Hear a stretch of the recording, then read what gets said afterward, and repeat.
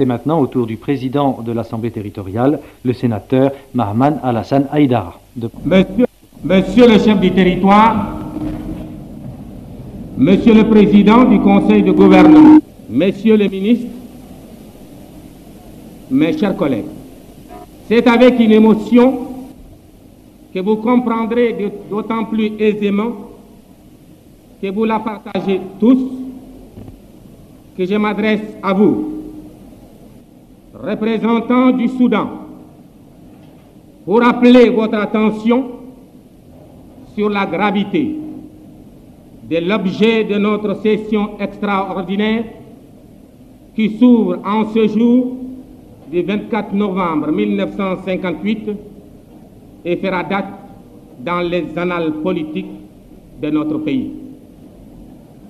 Notre pensée, en ces heures graves de notre évolution, va vers tous nos frères qui, comme notre regretté Mamadou Konaté et tant d'autres, après avoir lutté et consenti tous les sacrifices pour l'émancipation de notre cher Soudan, sont tombés sur le chemin de l'honneur et ne peuvent aujourd'hui fêter avec nous ce jour solennel qui consacre les magnifiques résultats de leurs efforts. Monsieur le chef du territoire, au moment où vont se décider des grands changements dans notre statut politique, je vous demande de transmettre au gouvernement de la République française l'assurance de notre sincère attachement à la communauté que nous avons librement choisie. Au nom de cette Assemblée, en ce moment où va se modifier la nature de nos rapports avec le gouvernement français que vous avez si dignement représenté dans ce territoire, je vous remercie, Monsieur le Gouverneur, de votre loyale collaboration et de l'esprit de compréhension que nous avons toujours trouvé auprès de vous aux heures les plus difficiles de notre vie politique. Au nom de tous mes collègues, je remercie également l'école électorale soudanais qui a bien voulu suivre, presque unanimement, les responsables des destinées de ce pays dans leur choix du 28 septembre dernier. La grande majorité qui s'est dégagée en faveur de la Constitution est un indice certain de la volonté d'union, voire d'unité de notre territoire. À la minorité qui s'est dégagée, je lance un appel pressant de s'unir au pays pour que soit rapidement efficace l'œuvre que nous allons entreprendre et qui réclamera les efforts de tous les Soudanais. À ces frères, je demande de préférer une collaboration féconde à une opposition stérile qui ne pourra freiner ni ralentir la marche en avant d'un pays décidé à entrer résolument dans les concerts des pays avancés.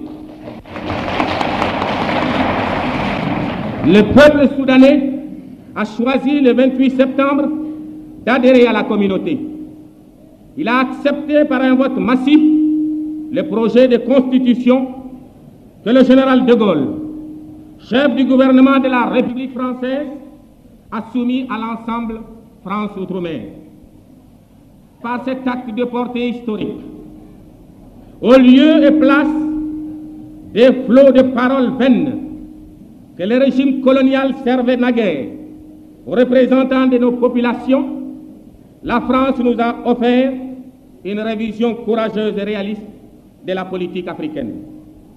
Notre objectif, qui est la restauration de la dignité africaine, était donc atteint, car nul ne pouvait plus contester la reconnaissance de notre droit à l'indépendance, ce qui donne toute sa valeur à notre acceptation d'une communauté libre, égalitaire et fraternelle avec la France. Notre option met fin à l'expérience de la loi cadre, ce tournant décisif de notre apprentissage de la gestion d'un État. Cette expérience n'aura duré que 20 mois, mais elle s'est avérée concluante malgré les frictions et les incompréhensions qui ont pu apparaître à son application. La promesse faite par le constituant de 1946 de conduire les peuples que la France a pris en charge à gérer démocratiquement leurs propres affaires se trouve aujourd'hui réalisé. Nous avons choisi librement d'adhérer à la communauté. Nous allons choisir aussi librement le statut que le Soudan veut se donner au sein de cette communauté et sans contrainte aucune définir nos rapports avec la France. Nous pouvons considérer que le régime colonial a pris fin et qu'un grand destin commence pour l'Afrique noire, pour le Soudan. C'est ce qui fait qu'aujourd'hui, nous userons du droit de libre détermination qui nous est reconnu par la Constitution du 28 septembre pour définir nos rapports avec une communauté fondée sur l'égalité, la solidarité, les affinités d'intérêt et de culture. Rien d'étonnant pour qui connaît le Soudan que nos frères, dans ce choix historique, aient préféré l'indépendance dans la communauté à l'indépendance dans la sécession qui lui était offerte du même coup. Plus que tout autre, notre pays a connu le moins d'incidents ou d'actes politiques de violence. Le rythme de son évolution politique et sociale n'en est que plus rapide. Le Soudan de la bravoure a toujours été le Soudan de la sagesse. C'est pourquoi, dans ce monde moderne, où les pays avancés, pour maintenir ou développer le niveau de vie de leur population, sont à la recherche continuelle d'alliances qui leur ouvrent de nouvelles bases économiques, nous avons tous jugé indispensable de maintenir nos assises sur l'ensemble historique France-Afrique, seul garant de notre évolution sociale. C'est en juin 1946 que nous avons accédé aux droits politiques. L'exercice effectif des libertés démocratiques reconnues par la Constitution de 1946 a été arraché par une lutte ardente mais pacifique de toutes les couches de la population soudanaise. Nous avons obtenu un code du travail en 1953, des municipalités élues en 1956. Le collège unique est institué en juin 1956, suivi de la semi-autonomie de la loi cadre qui fait aujourd'hui place à un État autonome membre de la communauté. Et cette session a précisément pour but de fixer le statut du Soudan au sein de cette communauté, pour la clarté des débats qui pourraient éventuellement s'instaurer autour du projet que nous aurons à examiner. Permettez-moi de préciser les différents points sur lesquels peut porter notre choix. Tout d'abord, un passage essentiel du préambule de la Constitution dit en ce deuxième alinéa: en vertu de ces principes, droits de l'homme, et de celui de la libre détermination des peuples, la République offre au territoire d'outre-mer, qui manifeste la volonté d'y adhérer, des institutions nouvelles fondées sur l'idéal commun de liberté, d'égalité et de fraternité et conçues en vue de leur évolution démocratique. Par ailleurs, le titre 11, au second alinéa de l'article 76, reconnaît notre droit à l'option en ces termes: s'ils en manifestent la volonté par délibération de leur assemblée territoriale, prise dans les délais prévus au premier alinéa de l'article 91, ils deviennent soit département d'outre-mer de la République, soit groupés ou non entre eux, étant membres de la communauté. Donc notre choix porte sur l'une des formes suivantes: le statu quo, c'est-à-dire le maintien du territoire dans la République française et selon les dispositions de l'article 74 de la Constitution. Deuxièmement, le statut de département d'outre-mer, les dispositions en sont fixées par l'article 73 de la Constitution. Troisièmement, le statut d'État membre de la communauté. C'est cette dernière forme que vous propose votre Conseil de gouvernement. Le choix que nous ferons doit être conforme aux aspirations et aux intérêts réels d'un peuple conscient de sa culture et de son originalité propre, soucieux de préserver l'unité africaine et de bâtir une communauté durable avec la France. Nous sommes donc à une heure grave de notre destin, en présence d'une des responsabilités les plus grandes offertes à des autochtones depuis le début de la colonisation française. Affirmation de la personnalité soudanaise, mais également et surtout construction de la communauté africaine. Telles sont les tâches nouvelles qui nous appellent. Mes chers collègues, dans quelques instants, par un vote unanime auquel je vous convie tous, nous allons décider du destin de notre cher Soudan. nous allons exprimer une fois de plus notre volonté ardente de construire une véritable communauté. Face aux grandes perspectives qui s'ouvrent devant nous, nous le ferons, j'en suis sûr, en tenant compte tant de la volonté d'union des peuples d'Afrique que de la nécessité de bâtir avec la France une communauté durable, basée sur l'égalité et la solidarité, au sein de laquelle le Soudan, par l'action conjuguée de tous ses fils unis, marchera résolument dans la voie du progrès, du bonheur, de la paix et de la fraternité.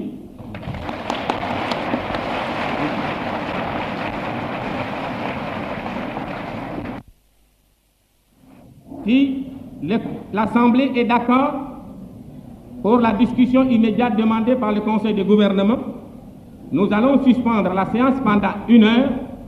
Elle sera reprise. Et à ce moment, la commission intéressée par son rapporteur pourra faire un rapport oral. L'Assemblée est-elle d'accord sur la procédure de la discussion immédiate? Quels sont ceux qui sont pour? À l'unanimité, la discussion immédiate est acceptée. Il est 10 heures moins le quart. La séance sera suspendue et reprise à 10h45. Et 1 heure plus tard, voici les textes que j'ai reçus du président du Conseil de gouvernement. Monsieur le Président, la Constitution adoptée le 28 septembre 1958 prévoit en son article 76 les dispositions suivantes. Les territoires d'outre-mer peuvent garder leur statut au sein de la République. S'ils en manifestent la volonté par délibération de leur assemblée territoriale, prise dans les délais prévus au premier alinéa de l'article 91, ils deviennent soit départements d'outre-mer de la République, soit groupés ou non entre eux, États membres de la communauté.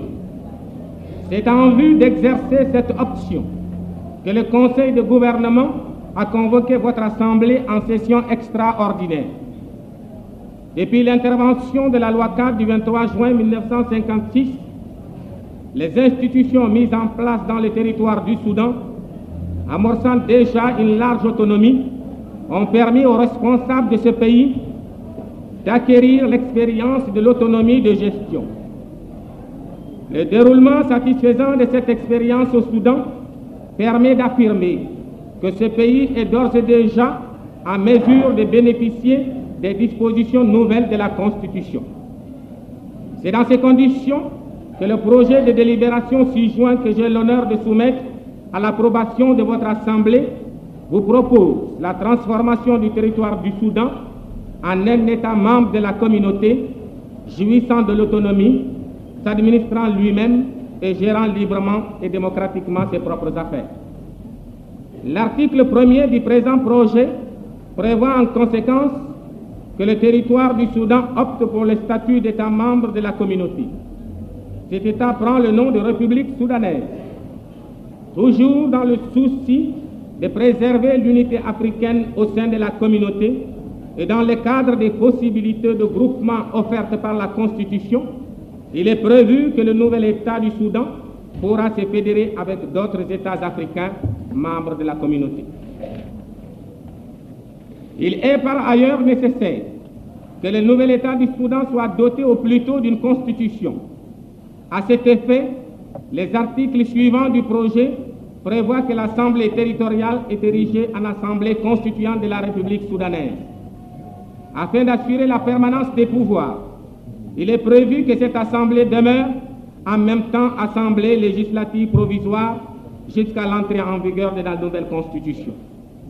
Dans les mêmes conditions, le Conseil de gouvernement du Soudan est transformé en gouvernement provisoire de la République. Enfin, la réglementation en vigueur demeure applicable jusqu'à l'intervention des dispositions nouvelles. Pour terminer, il est apparu opportun, en vue de faciliter la tâche du gouvernement, de prévoir l'institution d'un comité constitutionnel. Veuillez agréer, Monsieur le Président, l'assurance de ma haute considération, Jean-Marie Conny. Voici le texte.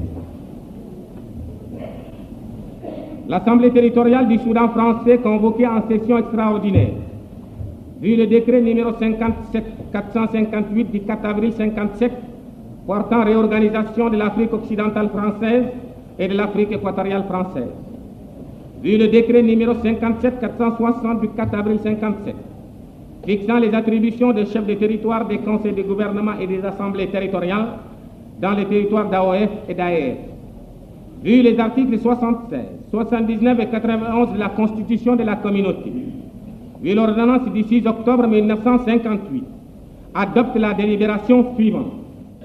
Article 1er. L'article 1er, qui n'a pas été enregistré, est celui-ci. Le territoire du Soudan français opte pour le statut d'État membre de la communauté. Article 2. Cet État prend le nom de République soudanaise.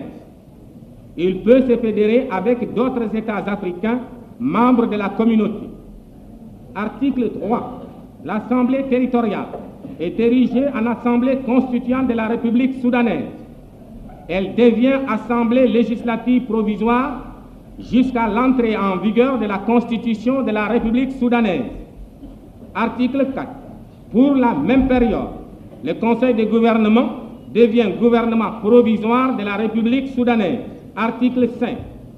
Pendant la période transitoire, la législation en vigueur reste applicable, sauf disposition contraire prise par l'Assemblée législative provisoire.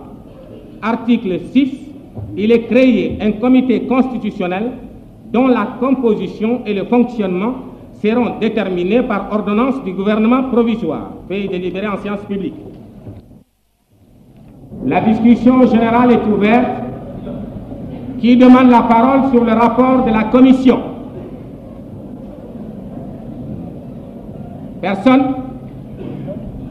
Monsieur le Président du Conseil. Vu l'importance de la décision, le Conseil du gouvernement propose à l'Assemblée le scrutin public à la tribune. Le gouvernement demande le scrutin public. C'est prévu à l'article 70 de notre règlement intérieur qui dit: il est procédé de droit au scrutin public à la tribune à la demande du Conseil de gouvernement ou de la Commission. Voilà comment nous allons procéder pour le vote. Se fera par appel nominal des conseillers. Chaque conseiller répondant à son nom vient à la tribune voter. Bulletin blanc pour ceux qui sont d'accord pour adopter le rapport de la commission sur le projet. Bulletin bleu pour ceux qui votent contre. Je répète, oui, bulletin blanc, non, bulletin bleu. Le scrutin est ouvert. Et c'est l'appel des conseillers qui viennent un par un déposer leur bulletin dans l'urne. Enfin, le dernier votant vient de se rasseoir. Le scrutin est clos. Alors le secrétaire, dépouillement s'il vous plaît. Nombre de votants 64. Pour l'adoption 64. Contre 0. Le texte est adopté à l'unanimité.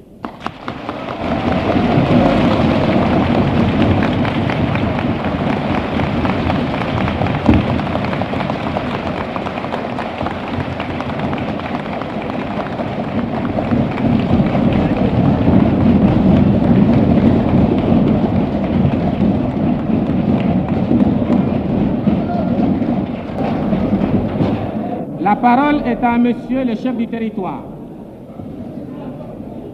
Monsieur le Président, Messieurs, au nom du gouvernement de la République française, j'ai l'honneur de prendre acte solennellement de la délibération par laquelle, sous le nom de République soudanaise, le territoire du Soudan français devient État membre de la communauté.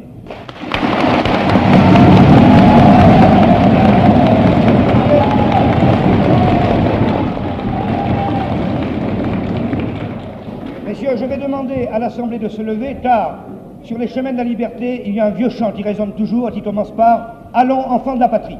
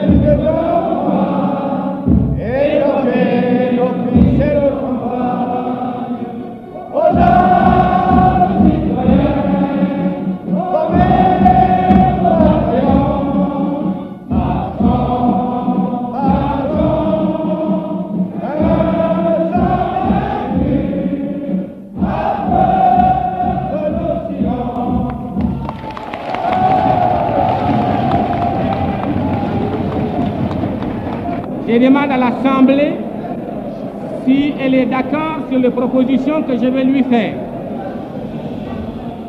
Envoyer un télégramme au nom de l'Assemblée au président du Conseil de gouvernement de la République française pour le manifester encore une fois de plus notre attachement à la communauté et notre gratitude pour la France. L'Assemblée est-elle d'accord?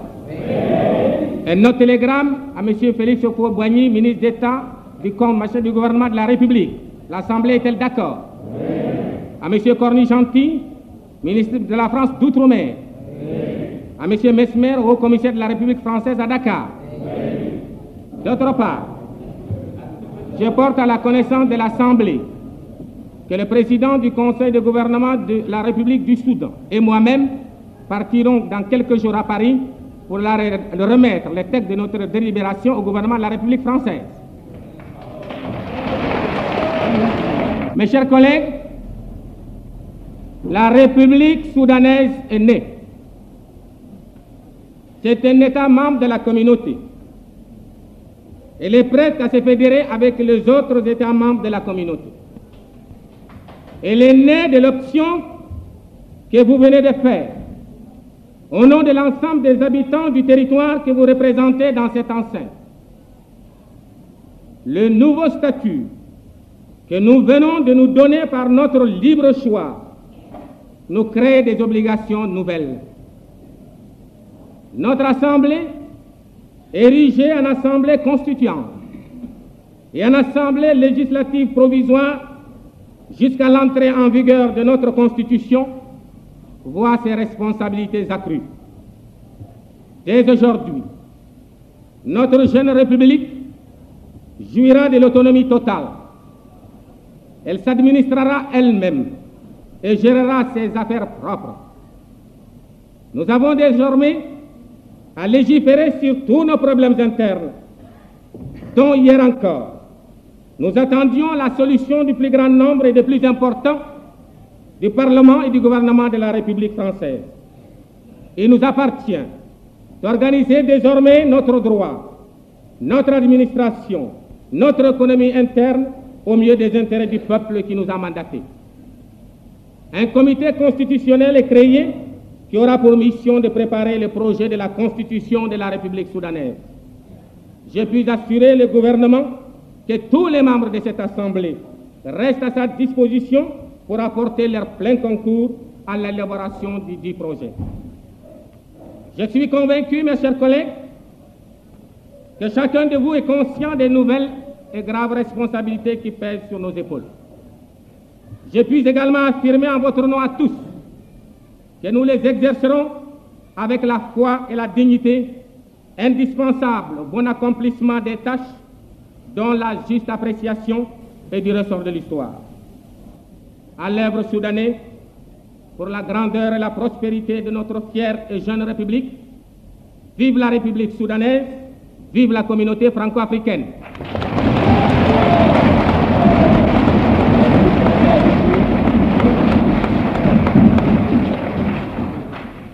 La session extraordinaire de l'Assemblée territoriale réunie le lundi 24 septembre 1958 à 9h est close à 11h20.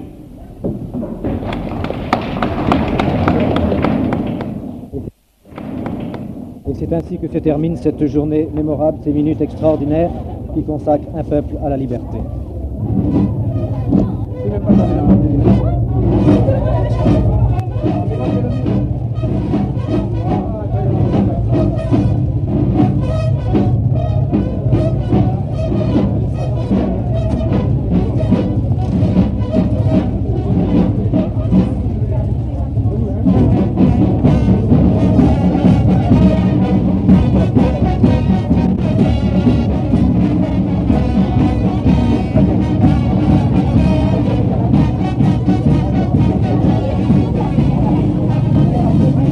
Extrêmement nombreuse assiste au départ de M. Jean-Marie Tonnet, président du Conseil, et de M. Gilles Coulon, après la déclaration de la République soudanaise.